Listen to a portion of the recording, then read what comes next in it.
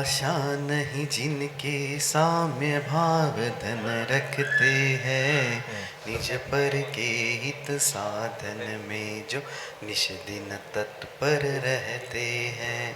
स्वार्थ त्याग की कठिन तपस्या बिना खेद जो करते हैं, ऐसे ज्ञानी साधु जगत के दुख समूह को हरते हैं। बोलो पंच परमेष्ठी भगवान की जय। 1008 श्री आदिनाथ भगवान की जय। अंतिम तीर्थेश भगवान महावीर स्वामी की जय। आचार्य भगवान गुरुवर श्री विशुद्ध सागर जी महाराज की जय। सम्यक समाधान प्रदाता मुनिषि सुप्रभ सागर जी महाराज जी की जय। मुनिषि सौम्य सागर जी प्रणत सागर जी महाराज जी की जय। जय जन बंधु, हम सब यहाँ उपस्थित हुए हैं लोकप्रिय कार्यक्रम सम्यक समाधान के लिए। प्रतिदिन यह कार्यक्रम आदिनाथ टीवी चैनल पे भी शुरू हुआ है। आप घर बैठे आदिनाथ टीवी चैनल के माध्यम से ठीक दोपहर को 4 बजे इस कार्यक्रम का प्रसारण देख सकते हैं और अपने विकल्पों का सम्यक समाधान प्राप्त कर सकते हैं। शुरू करते हैं आज के सम्यक समाधान की बेला को। मुनिषि के चरणों में कोटिशा नमोस्तु करते हुए सम्यक समाधान को शुरुआत करते हैं एवं मुनिषि प्रणत सागर जी महाराज से यह निवेदन करते हैं कि हे स्वामी नमोस्तु, आज के कार्यक्रम को गति प्रदान करते हुए संचालित करें। नमोस्तु नमोस्तु नमोस्तु। ओम नमः सिद्धेभ्य। नमः श्री वर्धमानाय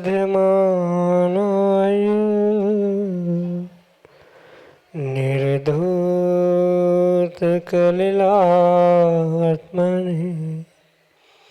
सालोकानां त्रिलोकानां यद् विद्यादर्पणायते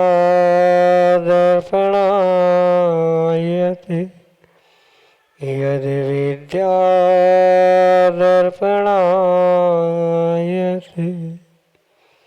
पंच परमेष्टि भगवान की परम पूज्य आचार्य भगवंत गुरुवर विशुद्ध सागर जी मुनि महाराज जी की, परम पूज्य मुनि श्री सुप्रभ सागर जी महाराज की,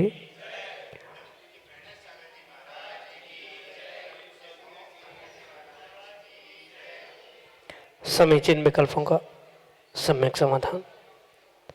सम्यक ज्ञान की वह अलौकिक विधा जो हमारे जीवन को अज्ञान रूपी अंधकार से निकाल करके और सम्यक ज्ञान की ज्योति प्रकट कराने वाली है, क्योंकि सम्यक ज्ञान ही मोक्ष मार्ग में कार्यकारी उपाय है और ऐसे आत्म कल्याण की प्राप्ति का वह एकमात्र कार्यकारी उपाय समीचीन विकल्पों का सम्यक समाधान, जो कि हम सभी प्रतिदिन आगम के परिप्रेक्ष्य में परम पूज्य आचार्य भगवंत गुरु विशुद्ध सागर जी महाराज के मंगल सभाशीष से, उन्हीं के सुयोग्य से परम पूज्य मुनि श्री सुप्रभ सागर जी महाराज के मुखारविंद से प्राप्त कर रहे हैं। विकल्प कैसा भी हो, सामान्य हो, आगमिक हो, विकल्प कैसा भी हो, लेकिन जब महाराज सम्यक समाधान प्रदान करते हैं तो समझने वाले को एक आत्मिक शांति की अनुभूति होती है, क्योंकि शांति ही सुख का साधन है। और ऐसे उस सुख के साधन को प्रारंभ करते हैं सम्यक समाधान के रूप में। और आज के पहले विकल्प के लिए ललितपुर उत्तर प्रदेश से डॉक्टर सुनील जैन संचय परम पूज्य मनीषी के श्री चरणों में कोटि कोटि नमोस्तु निवेदित करते हुए अपना समीचीन विकल्प रख रहे हैं कि महाराज जी 16 स्वर्गों में सभी इंद्र स्वधर्म से बड़े होते हैं, आयु प्रभाव में, सुख में, अवधि ज्ञान आदि में, फिर भी हम सभी स्वधर्म इंद्र को इतना ज़्यादा महत्व क्यों देते हैं। हमारे समीचीन विकल्प का सम्यक समाधान करने की अनुकंपा करें। नमोस्तु महाराज जी, नमोस्तु। ओम नमः सिद्धम। परम पूज्य आचार्य भगवान गुरुवर विशुद्ध सागर जी महाराज की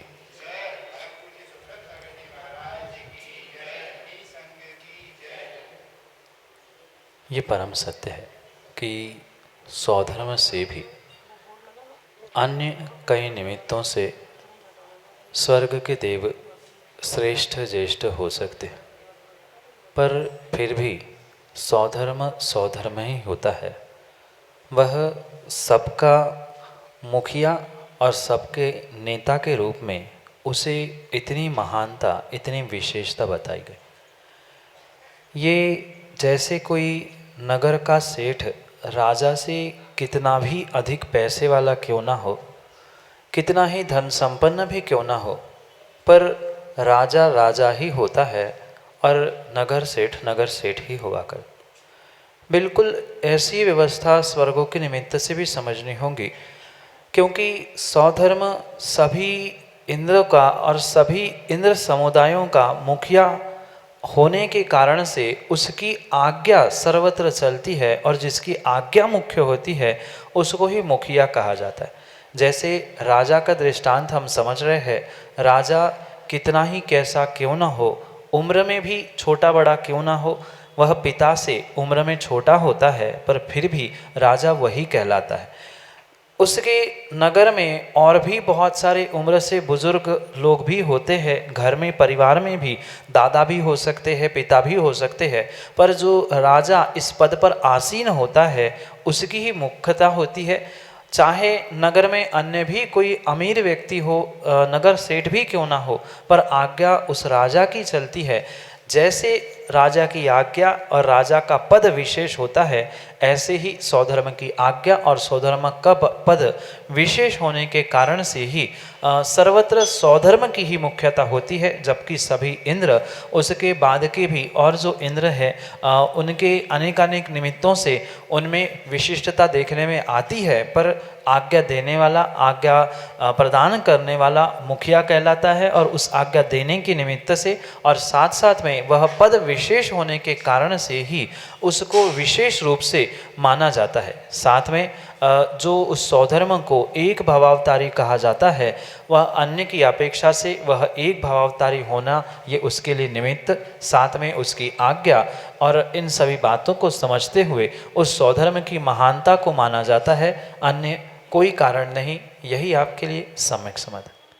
श्रीमती विनीता जैन, विदिशा मध्य प्रदेश से, महाराज श्री के श्री चरणों में बारंबार नमोस्तु निवेदित करते हुए अपना समीचीन विकल्प रख रहे हैं कि महाराज श्री, यह बात मेरे बेटे ने मुझसे कही, उसका जवाब मुझे नहीं आया।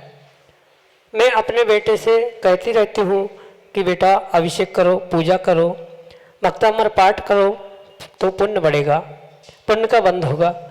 तो उसने मुझसे कहा कि पुण्य के लालच में मुझे धर्म नहीं करना, जब मेरा मन होगा मैं कर लूँगा। तो महाराज जी, किसी व्यक्ति को धर्म के मार्ग पर लाने के लिए ऐसा समझाना गलत है क्या? हमारे समीचीन विकल्प का सम्यक समाधान करने की अनुकंपा करें। नमोस्तु महाराज जी, नमोस्तु।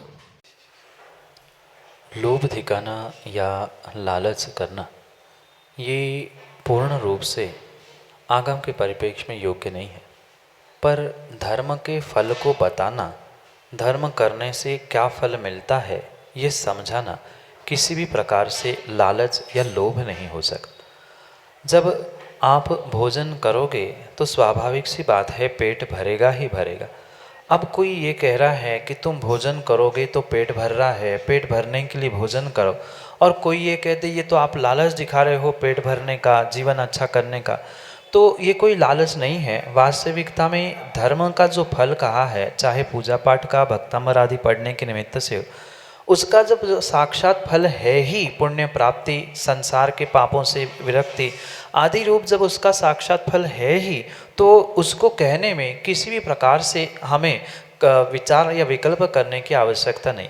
हाँ, ये परम सत्य है, अन्य कोई प्रलोभन देते हुए कि तुम ऐसा करोगे तो मैं तुम्हारे लिए ऐसा कार्य कर दूंगा आदि आदि किसी भी प्रकार का कोई प्रलोभन वहाँ अगर दिया जा रहा है तो परिपूर्ण रूप से वह योग्य नहीं हो सकता।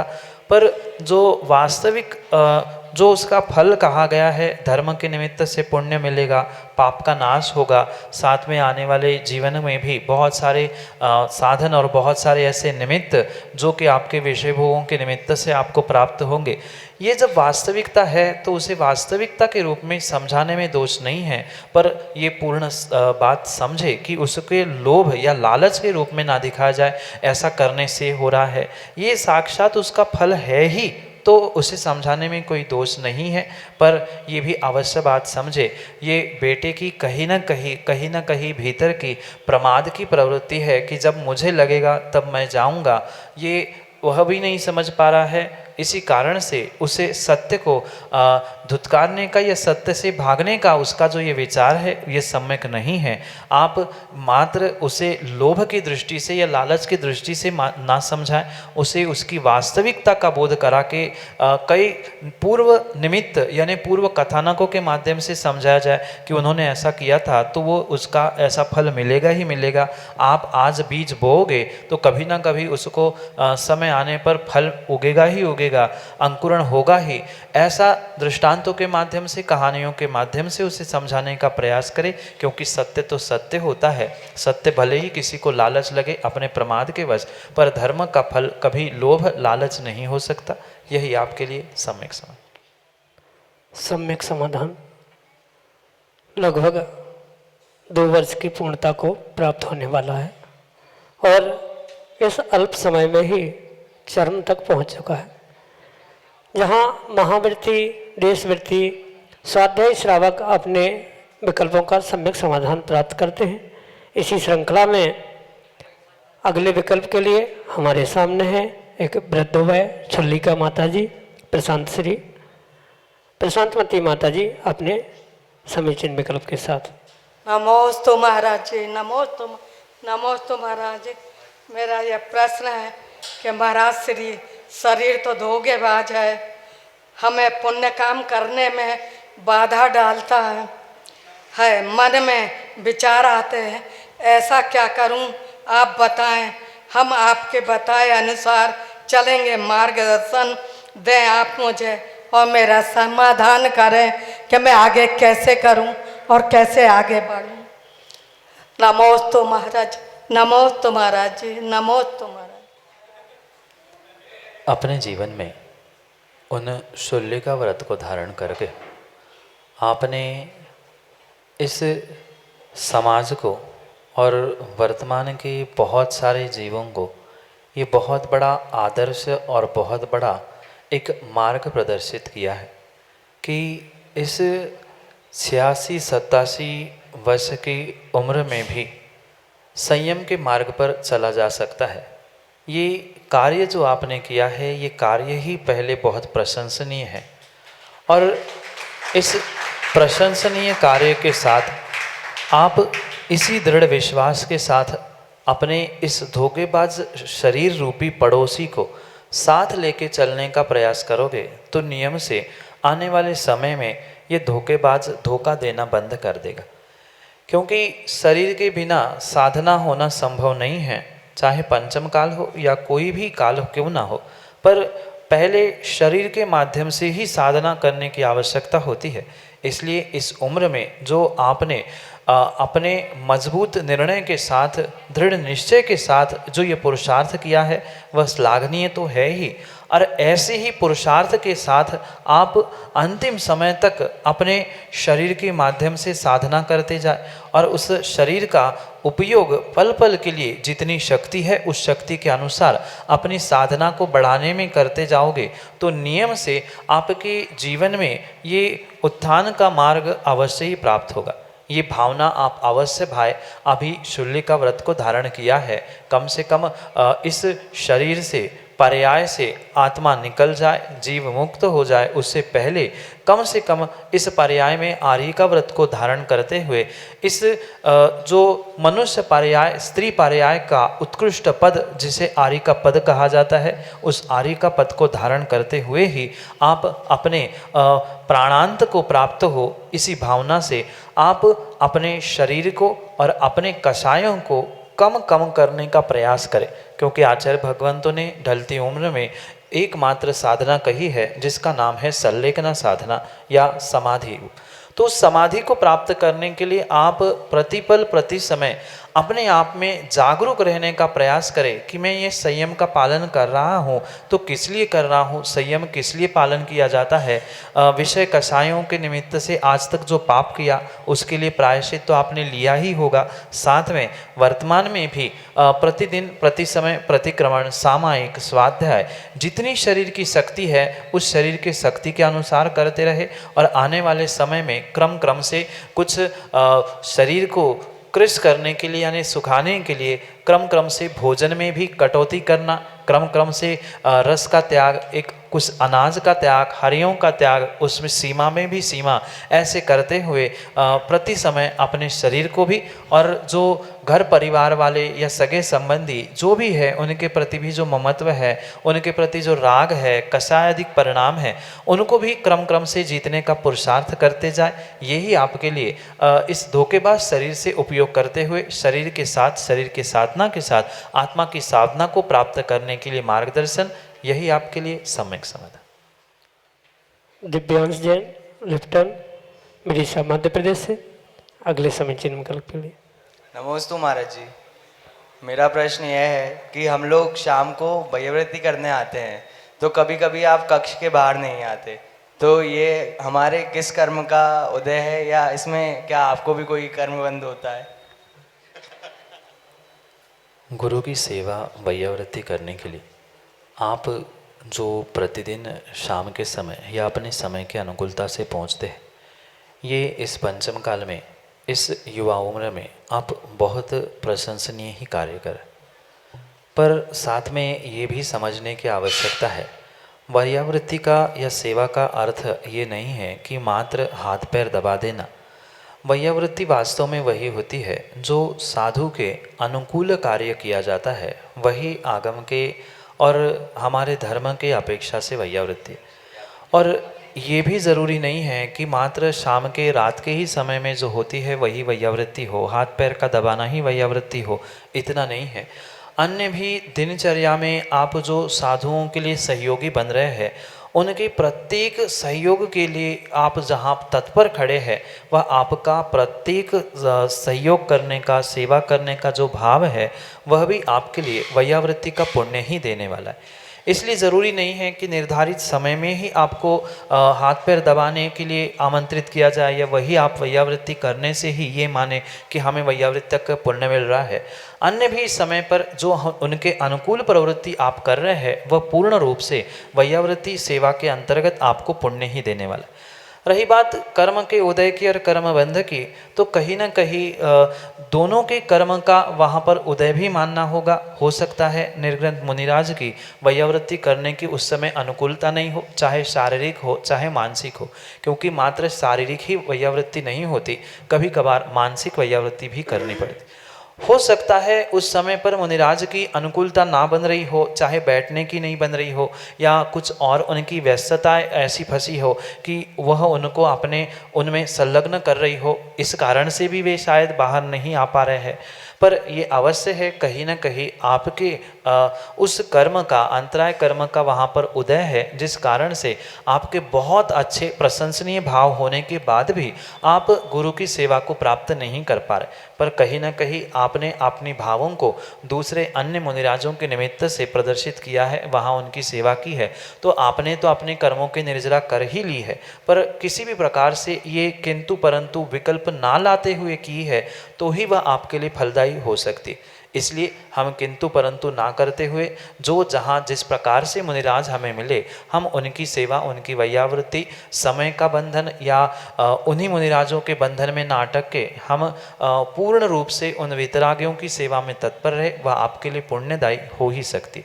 साथ में अगर मुनिराज किसी बुद्धिपूर्वक आपको परेशान करने के लिए बाहर नहीं आ रहे हैं कि अमुक व्यक्ति आया है हमें निकलना नहीं है, या कुछ बुद्धिपूर्वक ऐसा करके परेशान करने के लिए या अन्य किसी कारणों से बाहर नहीं आ रहे वैयावृत्ति आदि करने के लिए, तो उनको आश्रयबंध होगा। पर वे अपने आवश्यक में लगे हैं, वे अपने कार्यों में लगे हैं और वहाँ किसी प्रकार से दूसरों से कोई उनका राग द्वेष आदि के परिणाम नहीं है, तो उनको कोई आश्रयबंध नहीं होगा, पर बुद्धिपूर्वक किसी को चिढ़ाने के लिए, किसी को परेशान करने के लिए या अन्य किसी कारणों से वह आपके लिए सहयोग नहीं कर रहे, आपकी वैयावृत्ति सेवा को स्वीकार नहीं कर रहे, तो वहाँ तो उनको कर्म का बंध होगा।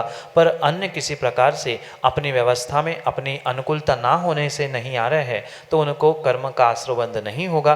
पर आपका उदय निकल कर आपने पुण्य का ही आश्रयबंध किया, यही समझना होगा और यही आपके लिए सम्यक समझ। देवांश जैन, विदिशा मध्य प्रदेश से, अगले समीचीन विकल्प के लिए। नमोस्तु महाराज जी, मेरी यह जिज्ञासा है कि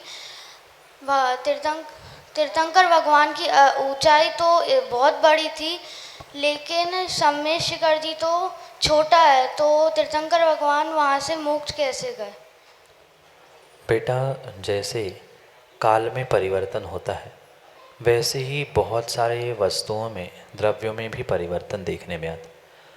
जो तीर्थंकर भगवान हुए वे चौथे काल में हुए और उस काल के प्रमाण से उनकी ऊंचाई भी व्यवस्थित थी। और जैसी उनकी ऊंचाई थी, उनके महलों की ऊंचाई, सम्मेद शिखर आदि की ऊंचाई आदि वह बिल्कुल उनके ही हिसाब से थे। जैसे ही काल का परिवर्तन होता है, शरीर की ऊंचाई घटती है, तो बहुत सारे प्रमाण, बहुत सारी व्यवस्थाएं भी उस काल के परिवर्तन के साथ बदलती रहती। और उस परिवर्तन का ही ये वर्तमान का नतीजा है कि ये सम्मेद शिखर जो आज आपको छोटी लग रही है, ये वर्तमान की अपेक्षा से घटती घटती छोटी हुई है। एक दिन ऐसा भी आएगा जब वहाँ पर पहाड़ बचेगा ही नहीं, मात्र एक शाश्वत स्वस्तिक साथिया का चिन्ह बना रहेगा, जहाँ पुनः आने वाले समय में जब तीर्थंकर होंगे, उनकी वो शाश्वत निर्वाण भूमि जब बनेगी, तब वहाँ पुनः परिवर्तन के रूप में वहाँ पहाड़ निर्मित होगा। वहाँ बैठकर मुनिराज ध्यान करेंगे, साधना करेंगे, कर्मों का नाश करके अपने सिद्ध अवस्था को प्राप्त करेंगे। और ये भी अवश्य समझना जरूरी नहीं है कि वर्तमान में जैसे स्वर्णभद्र कूट है, पारसनाथ की टोक है, चंद्रप्रभु की टोक है, बिल्कुल ऐसा ही हूबहू पहाड़ बने, जरूरी नहीं है। ये काल के परिवर्तन के निमित्त से बदलते रहे। चौथे काल से ये मात्र आकार बदलता हुआ छोटा छोटा होता हुए वर्तमान में आया है। उस समय पर बिल्कुल उनकी अवगाहना के योग्य, यानी उनकी ऊंचाई, उनके शरीर की लंबाई चौड़ाई आदि के योग्य ही वह उतना बड़ा पर्वत था। नहीं तो अगर उनके हिसाब से आज का गणित लगाए तो वह तो उनके एक आध के पाँव के तले ही इतनी सारी भूमि आ जाए। इतना छोटा सा ये स्थान है। जैसे ये काल में परिवर्तन होता है, कुछ अंशों में इन स्थानों में भी परिवर्तन देखने में आता है, जिसका ही ये फल है कि आज सम्मेद शिखर छोटी दिख रही है, पर उस समय पर वह छोटी नहीं थी। उनके ऊंचाई के समान ही वह भी बहुत ऊंची और बहुत बड़ी थी। यही आपके लिए सम्यक समझ। डॉक्टर अशोक जैन, विदिशा मध्य प्रदेश से, अगले समीचीन विकल्प के लिए। नमस्ते महाराज जी, नमस्ते महाराज जी, नमस्ते महाराज। महाराज जी, मेरा प्रश्न है कि जैसे श्रावकों को अपना पुण्य बढ़ाने के लिए देव पूजा और निर्गंतों को दान बताया गया है। अब से निर्गंतों को दान का क्या आशय है? और दूसरा महाराज जी, जो लोग चौका नहीं लगा पाते वो अपने आहार दान को कैसे पूर्ण करें? नमस्ते महाराज।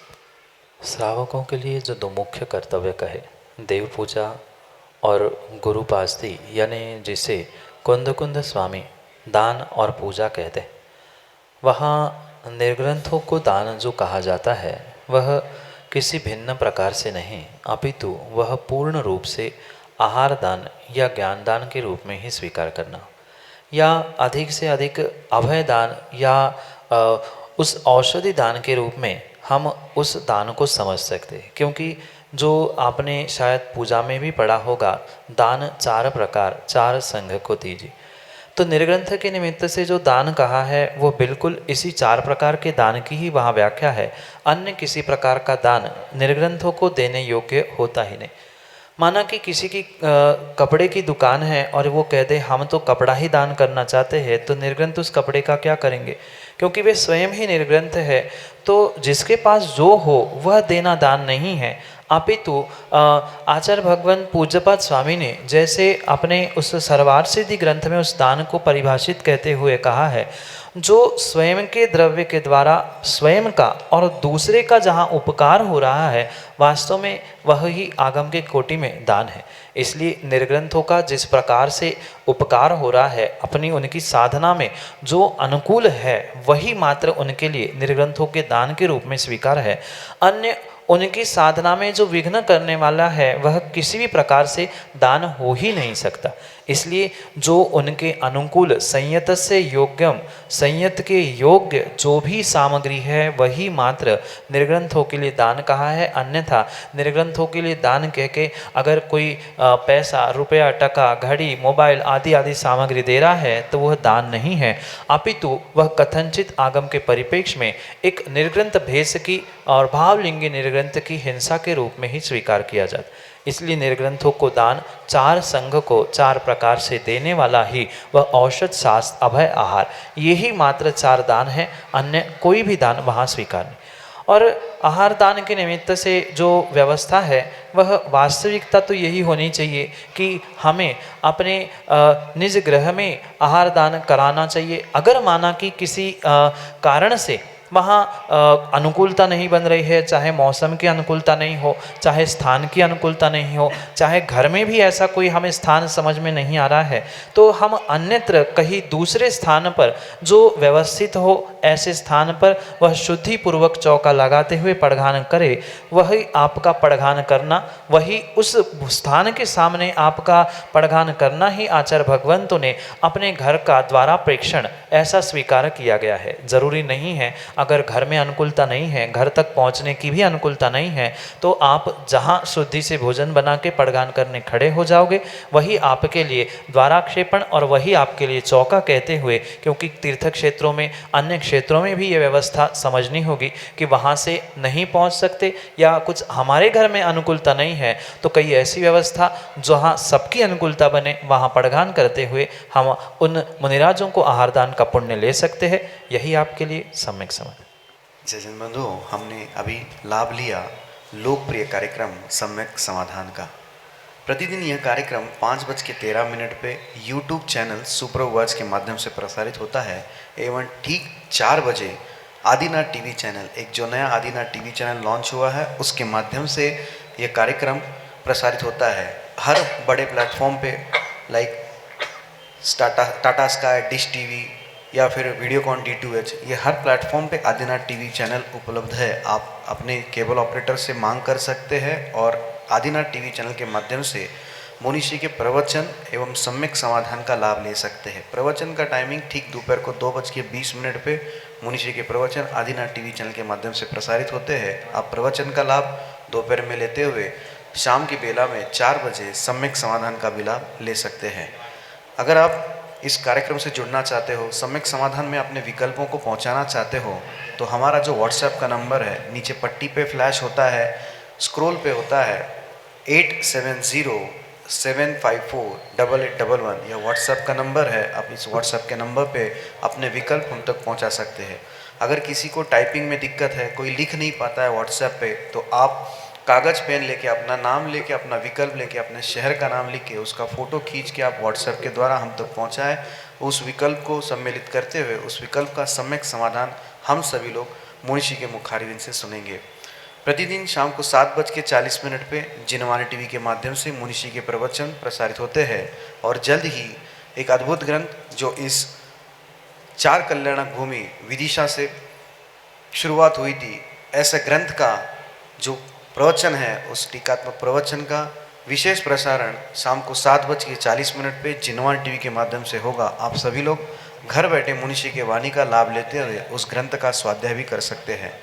सम्यक.समाधान@gmail.com हमारी जीमेल की आईडी है। आप जीमेल के माध्यम से भी अपने विकल्प हम तक पहुंचा सकते हैं और विकल्प का सम्यक समाधान मुनिषी के मुखारविंद से हम सभी लोग प्राप्त कर सकते हैं। आज के लिए इतना ही। ऐसे ही नाविन्यपूर्ण विकल्पों के साथ हम आप तक जुड़ते रहेंगे। तब तक मुनिषी के चरणों में कोटिशा नमोस्तु करते आज के इस कार्यक्रम को यहीं पे विराम देते हैं। नमोस्तु नमोस्तु नमोस्तु।